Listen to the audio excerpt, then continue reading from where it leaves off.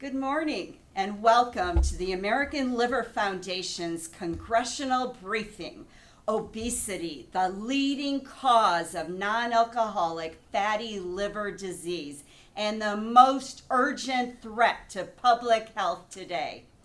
My name's Lorraine Stiehl. I'm the CEO of the American Liver Foundation, and I am thrilled to be here today to talk to you about a disease that affects 1 in 3 people in the United States, a disease we have the tools to confront and conquer. We are grateful to Senator Shaheen and her office for helping us arrange today's important discussion and for her continued concern for and support of liver health. Today, we're here to shed light on non-alcoholic fatty liver disease, NAFLD. However, I want to mention that recently, leading liver medical societies revised its terminology to reflect the metabolic nature of this disease, renaming it metabolic dysfunction associated steatotic liver disease, or MASLD. While we acknowledge that MASLD is quite a mouthful, we invite you to join us in using this more accurate and less stigmatizing term. Before we delve into our agenda, allow me to introduce my esteemed colleagues who will be sharing their professional and personal experiences with this disease. Dr. Meena Bansal, System Chief at the Division of Liver Diseases and Director of the MASLD-MASH Center of Excellence at the Icahn School of Medicine at Mount Sinai. David Frank, a National Board Member of the American Liver Foundation, and Susan Avallone, an Advocacy Ambassador at ALF, will be providing valuable insights very shortly. As the largest patient advocacy organization for people with liver disease, American Liver Foundation has been at the forefront since 1976, addressing the rising incidence of liver disease in the U.S. Through our website, free helpline, social media platforms, programs, and community events, we reach over 4 million people annually with vital health education, information, support services. Our mission encompasses educating patients, families, caregivers, healthcare professionals, advocating for patient rights, funding medical research, and promoting public awareness campaigns about liver health and prevention. We stand as the trusted voice for all patients and families affected by liver disease. So what do we know? We know that MASLD affects up to 100 million Americans in the U.S. and is present in 75% of people who are overweight and 90% of people who are severely obese. It is the most common form of childhood liver disease in the U.S., surging by over 100% in the past 2 decades, partly due to the rise in childhood obesity. Non-alcoholic steatohepatitis, or NASH, which has also been renamed and is now called metabolic dysfunction associated steatohepatitis or MASH, is a severe and progressive form of MASLD and has become the leading cause of liver transplantation in the U.S. I want to repeat that because it's so important. Has become the leading cause of liver transplant in the U.S. Preliminary data from our ongoing nationwide public health initiative to screen at-risk individuals called Think Liver, Think Life shows 64% of those we're screening are found to have some indication of fatty liver disease. In our online liver health quiz that assesses risk factors, 93% of respondents received a positive result for being at risk for MASLD. I would encourage everyone here to find out if you are at risk and share the link to your constituents so they can find out if they're at risk too.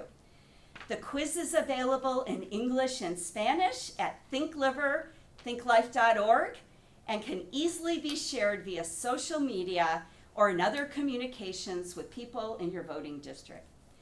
The Treat and Reduce Obesity Act, TROA, a bipartisan initiative, is crucial in providing Medicare beneficiaries access to effective treatments for obesity.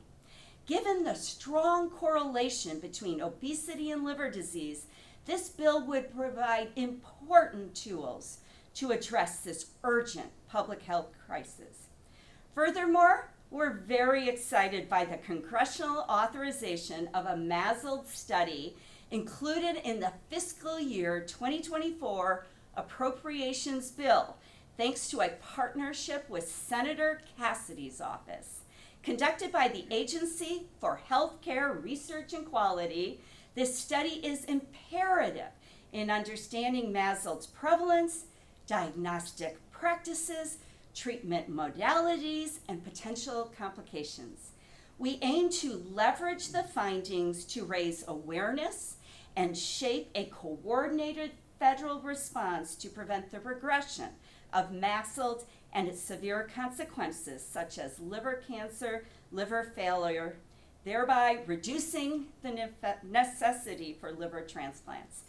At American Liver Foundation, our vision is a world without liver disease. Thank you all for attending this briefing, and I eagerly anticipate our discussion ahead. Thank you.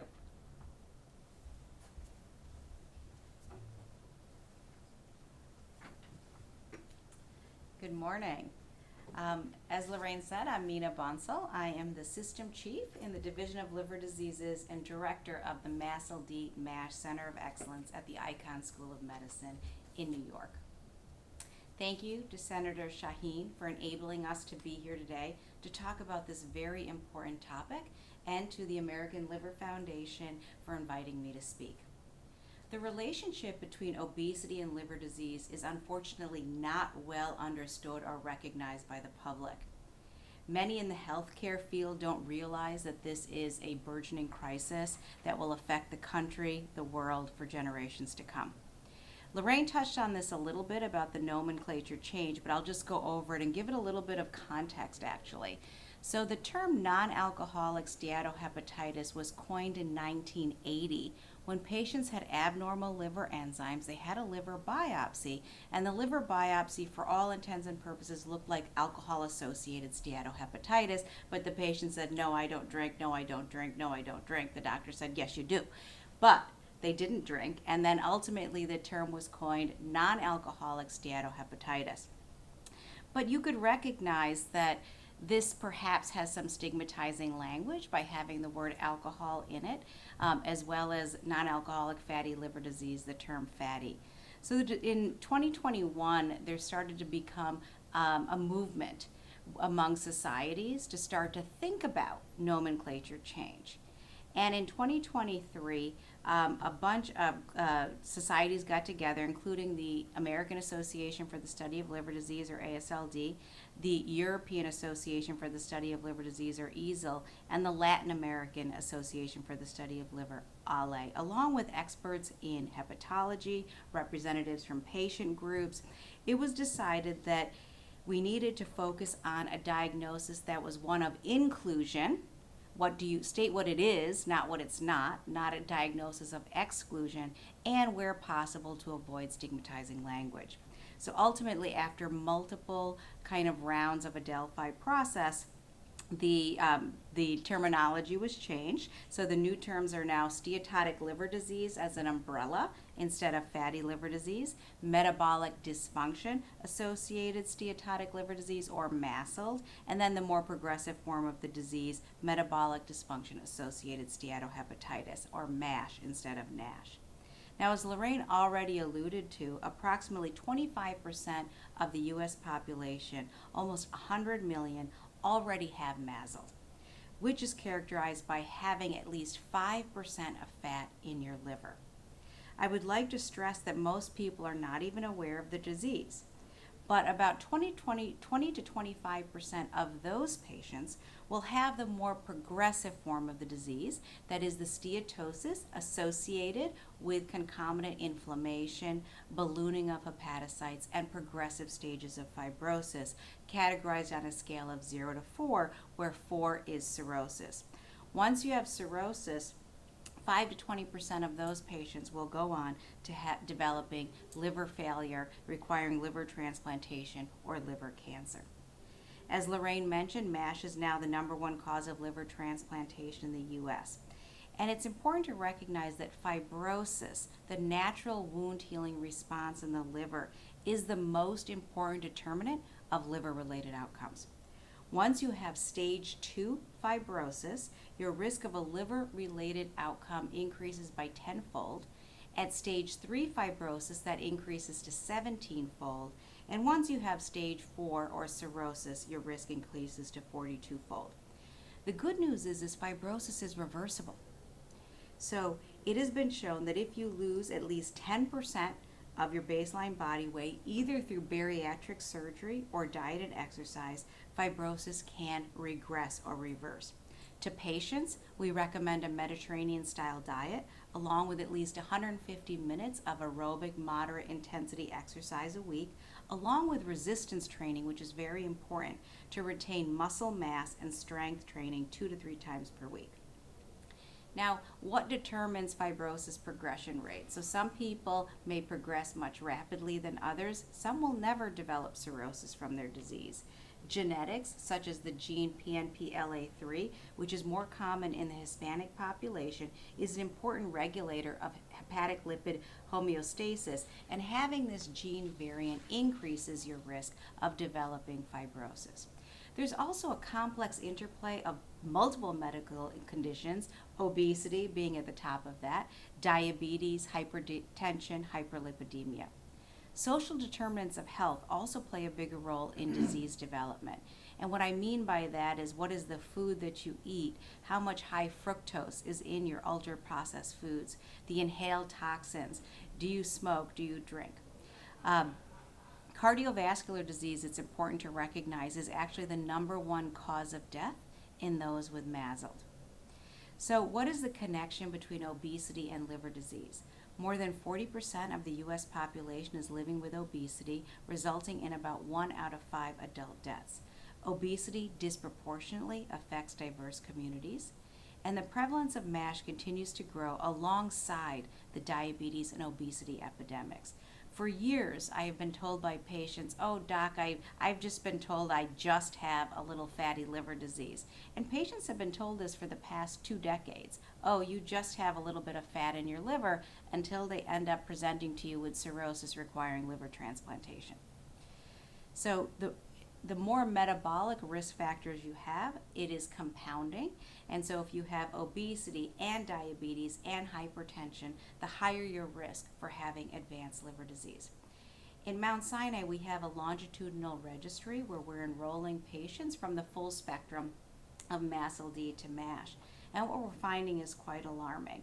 Of the patients enrolled, 42% of whom are Hispanic, we found that 50% of all the patients have obesity, but most have overweight. So obesity defined as BMI greater than 30. About 43% already have stage 2 to stage 4, which is cirrhosis. So 25% have already progressed to cirrhosis. We have done some data looking at social determinants of health, and we found preliminarily that some things like particulate inhaled matter pollution plus obesity may compound your risk of having significant liver fibrosis. I have one patient enrolled both in the registry that I met. He's an 18-year-old Hispanic male college student. He does not have diabetes, but he is obese, and not even like obese, at first glance, really more increased waist circumference.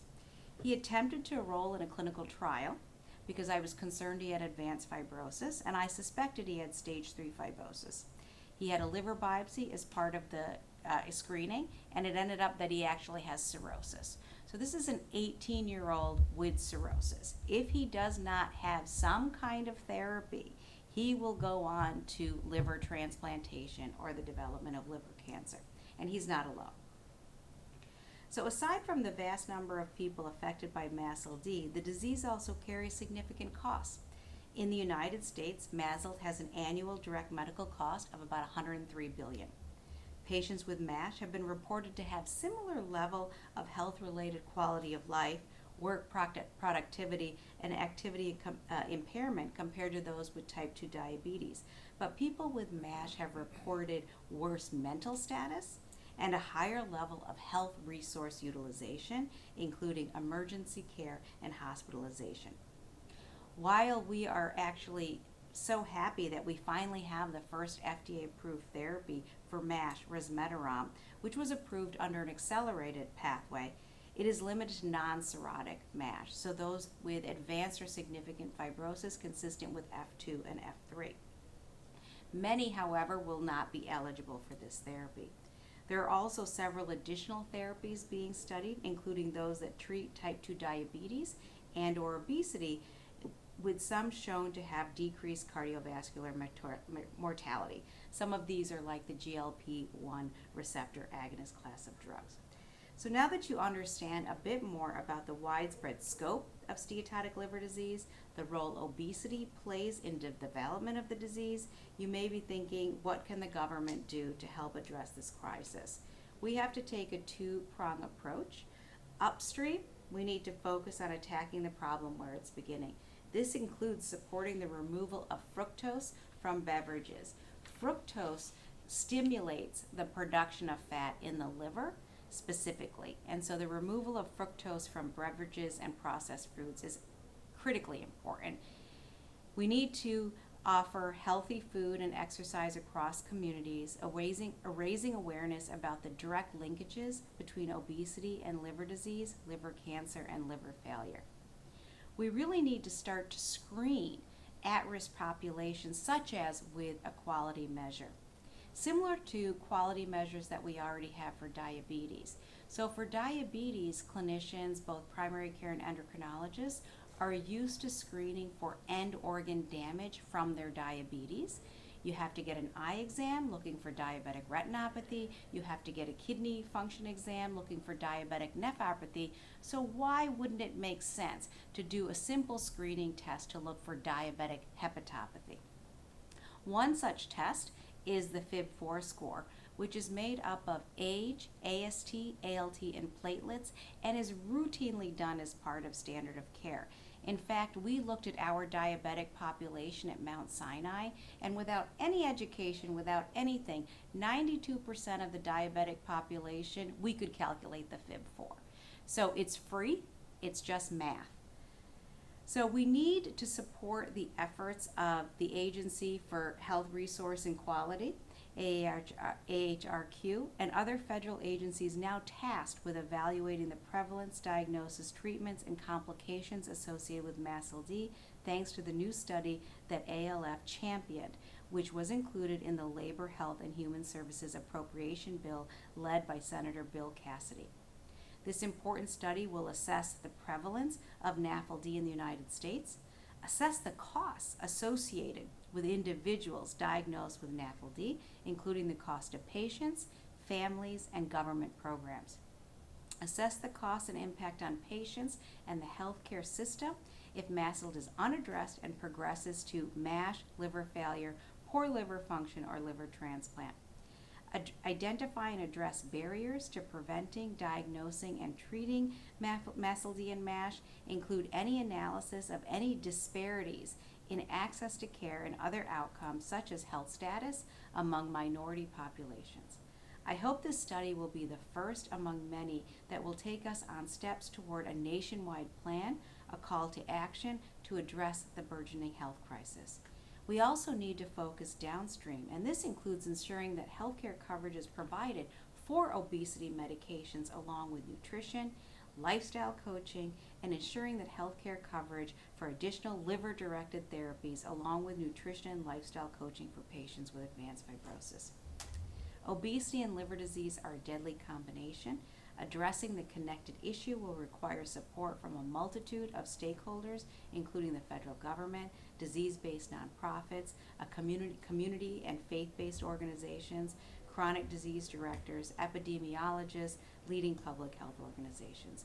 My hope is that what I've shared today will help you go back to your offices armed with enough information to start a conversation that will result in action, because 100 million Americans affected by MASLD are counting on us. Thank you.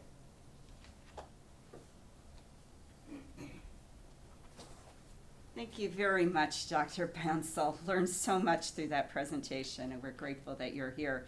And now I'd like to introduce Dave Frank, who is a board member with the American Liver Foundation and has a special story to share.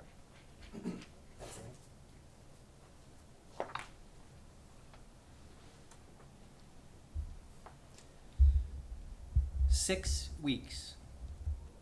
That's how quickly Mom went from being diagnosed with non-alcoholic steatohepatitis, or NASH, to leaving us forever.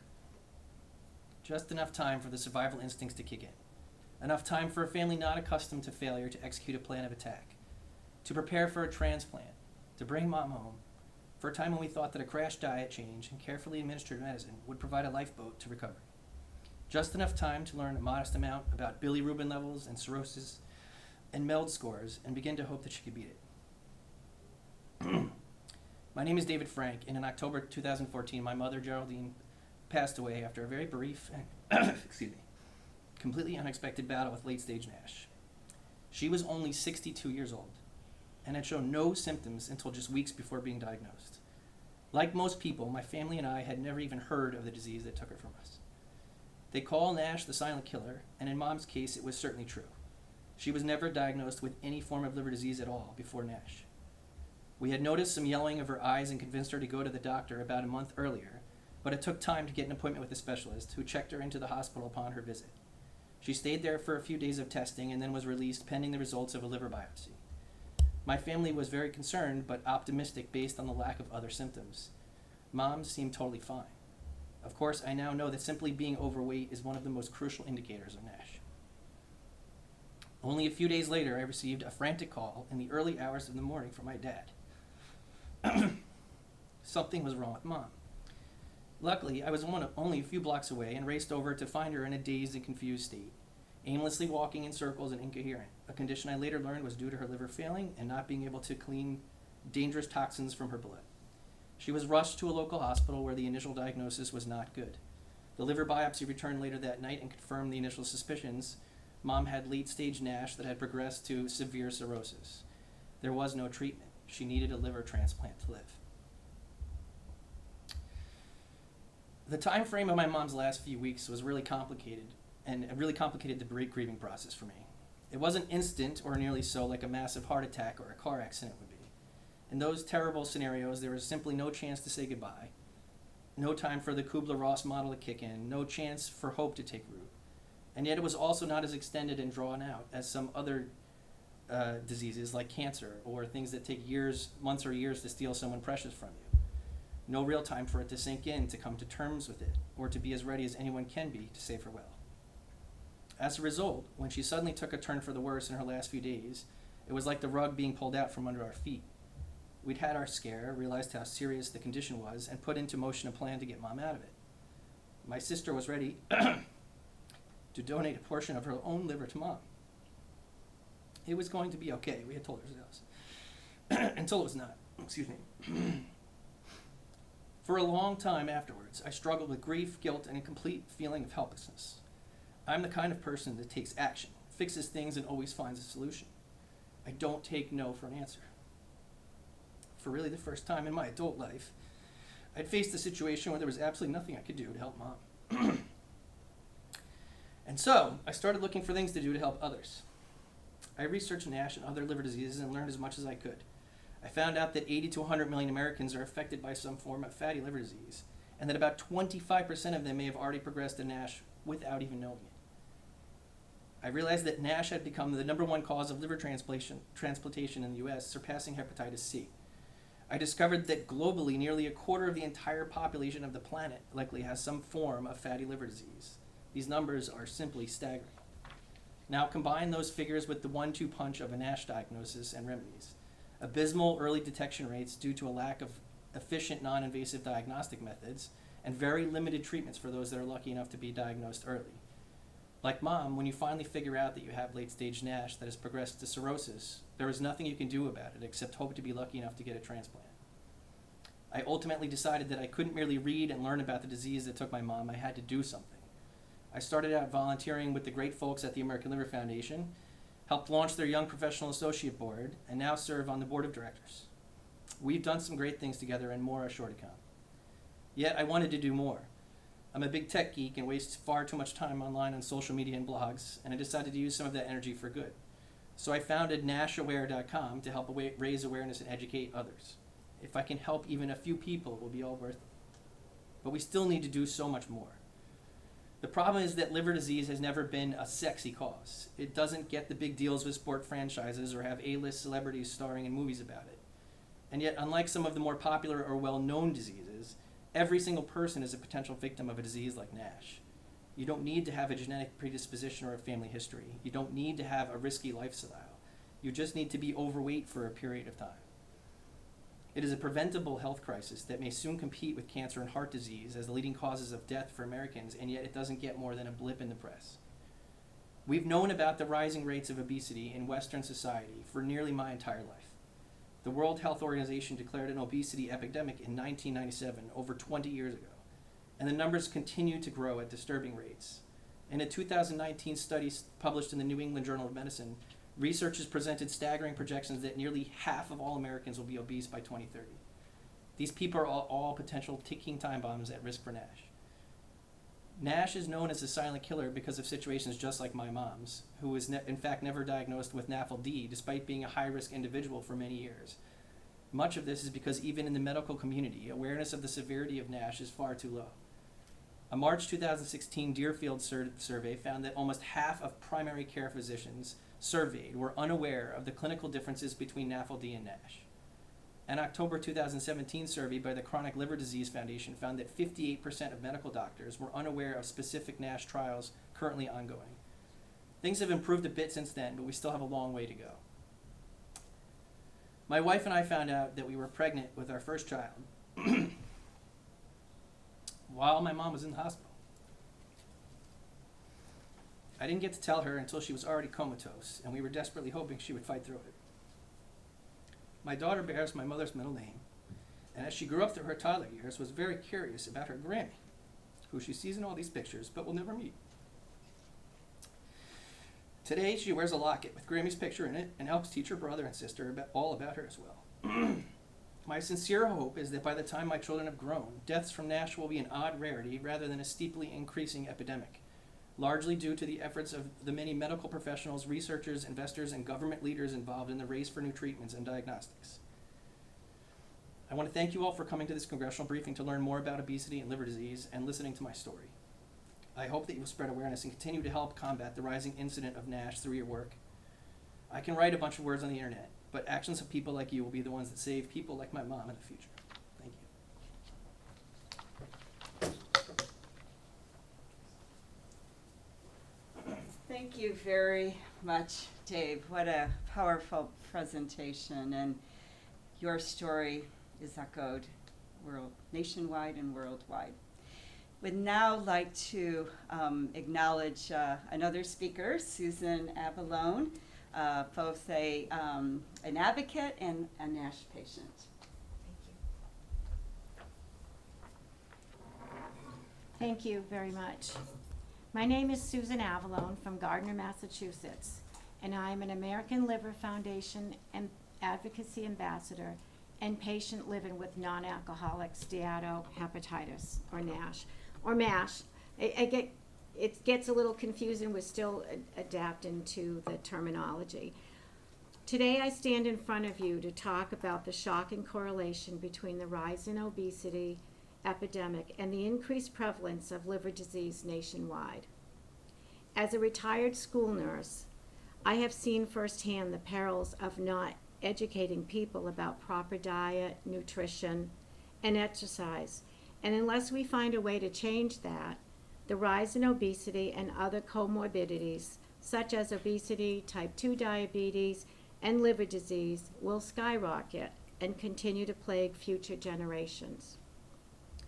You may think that as a practicing registered nurse, I would have known about fatty liver disease and been aware of its risks. However, the truth is, there is a severe lack of education about liver health from both the public and medical perspectives. I have had NASH and type 2 diabetes for 21 years when I was diagnosed first in 2003.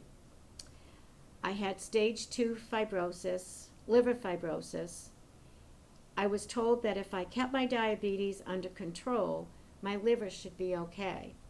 And maybe on autopsy after a natural cause of death, they might see some cirrhosis on my liver. My younger brother had just died of cancer, and 6 months later, my father suddenly died. I thought I was depressed when I began feeling weak and lethargic. Symptoms progressed to joint pain, leg pain, chest pain, shortness of breath if I walked more than 10 feet. When I sought medical help, my blood glucose obviously was very high, but also all of my liver function studies were extremely high, including high cholesterol and lipids. Once my lab numbers normalized, I had a liver biopsy done, which showed fatty liver with inflammation and some fibrosis. I carefully followed my treatment plan, and in 2017, my endocrinologist is the one who encouraged me to seek a follow-up liver biopsy. I was shocked to find out I had progressed to stage 4 NASH or cirrhosis. At that time, I learned how damage to the liver often occurs in silence until severe damage shows symptoms. Now, my family history does not have anyone with liver disease. However, my siblings and parents have or had autoimmune diseases, diabetes, heart disease, and cancer. I did have gestational diabetes and knew I was at high risk for diabetes, but had no concern about my liver. Initially, when I was diagnosed with cirrhosis, all I could think about were the patients I cared for who had end-stage liver disease. I felt angry that I should have this disease. I was a single parent, and I did it all. I maintained a home, worked full-time, was involved in my children's activities and schools, and was a community volunteer in many areas. Fast food and prepared processed foods were a large part of our nutrition. I really didn't understand the damage that it could do. I was always tired, burning the candle at both ends. I decided when I was diagnosed with the cirrhosis, I was going to do everything I could to fight to prevent my disease from progressing. And I adopted a look good, feel good mindset. I followed a Mediterranean type diet. I was overweight. I lost about 35 pounds. And I pursued a regular exercise program and found a balance of trying to keep life stresses under control. I am thankful for each day. I am fortunate for my excellent medical team and being close enough to Boston medical facilities. Unfortunately, many of my fellow patients with NASH who are with me in American Liver Foundation support groups share that they are hundreds of miles away from knowledgeable gastroenterologists and hepatologists. Many of them think they ask questions about the disease process that really should have been explained to them, and they should have the knowledge about that. With early diagnosis and treatment, fatty liver disease can actually be reversed, and many Americans have already achieved remission by following an approved diet and exercise plan. Unfortunately, my liver damage is so severe that there is no hope of reversing it. However, I strive to slow the disease progression by remaining as healthy and active as possible in hopes of avoiding the need of a life-saving liver transplant. In fact, as everyone has mentioned, NASH has become the #1 cause of liver transplantation in the United States. And I am learning and have learned even more today about the cirrhosis and the progression of the disease. And as more and more research is done, we will have more knowledge to be able to share. As an American Liver Foundation advocacy ambassador, I work to educate and raise awareness about fatty liver disease nationwide, but also locally by participating in health fairs, meeting with my elected officials, and sharing information about this deadly disease. Liver disease can affect anyone. It affects all ages, races, and genders through 3 different factors: genetics, environmental toxins, and lifestyle. Many of the foods we eat today are highly processed and full of preservatives. Combine that with a busy work and school schedule and lack of activity, and you have a recipe for the potential of fatty liver disease. My daughters have already made changes in their lifestyles, especially with nutrition and exercise. My grandson, who will be 3 in a few weeks, and my daughter closely monitors his nutrition, avoiding foods with preservatives, high fructose, or any large amounts of any kind of added sugars, and frequent snacks. Teaching proper nutrition, portion control, and simple exercises for today's busy American population is key, but creating a nationwide plan for addressing fatty liver disease is critical. Together, we can confront this public health threat affecting nearly 100 million Americans head on. I asked my hepatologist how I should describe my current disease status. Her response was that I am one of the lucky ones with slowed progression of my disease. I remain at high risk for liver cancer and have scans and lab work every 6 months. Thankfully, I am able to share my story in hopes of raising awareness and education. Thank you for listening.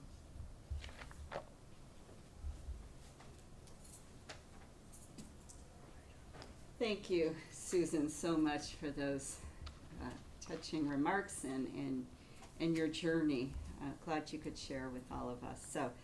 So we are ready to conclude our program. Again, want to thank Dr. Meena Bansal for being here, as well as Dave Frank, as well as Susan Avallone. And we want to thank all of you. And we hope you'll help us raise awareness of this growing societal epidemic. We have families all across the country counting on us. The urgency is there, and we appreciate your support. Thank you.